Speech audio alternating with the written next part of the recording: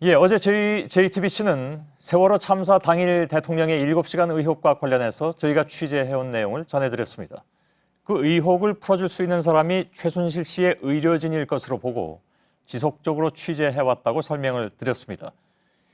2014년 2월 차움에서 녹십자 아이메드로 자리를 옮긴 대통령 자문의 김상만 원장이 녹십자 아이메드에서도 최순실 씨 일가를 진료했고 청와대에 매주 들어가서 대통령을 진료했다는 의혹도 제기됐습니다. 실제로 오늘 청와대는 2014년 이후에 녹십자로부터 주사제 등을 대거 구입한 사실을 인정하기도 했습니다.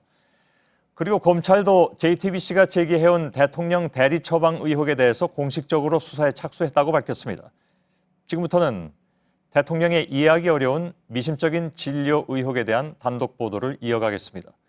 물론 이 부분이 세월호 7시간 의혹과 연결된다고 지금 단계에서 단언할 수는 없습니다. 그러나 청와대가 그 7시간에 대해서 누구든 설득할 수 있는 구체적인 설명을 내놓지 않고 있는 상황에서 이 문제에 대한 합리적인 의구심을 갖고 접근하다 보면 그 7시간과의 연결점이 생길 가능성도 배제하기가 어렵습니다.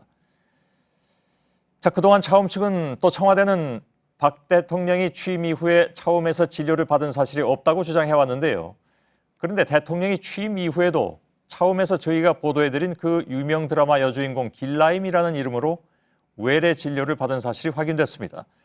사실 대통령 취임 이전에도 유력 정치인이 가명으로 진료를 받았다는 게 이해가 안 가는 부분이지만 대통령이 된 뒤에까지도 왜 대통령 주치의를 두고 외부에서 그것도 길라임이라는 가명으로 진료를 받았는지 의문은 꼬리를 물고 이어지고 있습니다. 먼저 서복현 기자의 단독 보도입니다. 박근혜 대통령이 취임 후에도 차병원 계열의 차움 의원에서 진료를 받았다는 구체적인 정황이 나왔습니다. 차움의 한 내부 관계자는 박 대통령의 가명으로 쓰였던 드라마 여주인공 길라임 이름의 차트에는 2013년 2차례의 외래 진료 기록이 남아있다고 JTBC 취재진에게 말했습니다. 박 대통령이 대선 전 해당 가명으로 차움 시설을 이용했다는 증언은 있었지만 취임 후에 정식 진료를 받았다는 정황이 드러난 건 처음입니다. 특히 해당 관계자는 박 대통령은 2013년 7월과 9월에 진료를 받았는데 두 차례 모두 평일 오후였다며 그중 한 번은 당시 차움 의사였던 김상만 씨로부터 안티에이징 관련 진료를 받은 것으로 돼 있다고 말했습니다. 김 씨는 차움에서 최순실 씨 자매를 통해 박 대통령의 주사제를 대리 처방한 의혹을 받는 인물입니다. 더 나아가 취임 후에도 박 대통령을 차움에서 직접 진료했다는 의혹이 제기된 겁니다. 앞서 차움 측은 드라마 여주인공 이름이 박 대통령의 가명으로 쓰인 건 2011년 1월부터 6개월 동안 뿐이었다고 해명했습니다. 또 취임 후에는 대통령 진료를 한 일이 없다고 주장해왔습니다. 청와대도 홈페이지에 오보와 괴담 바로잡기라는 게시판을 만들어 차움과 같은 해명을 기재한 바 있습니다.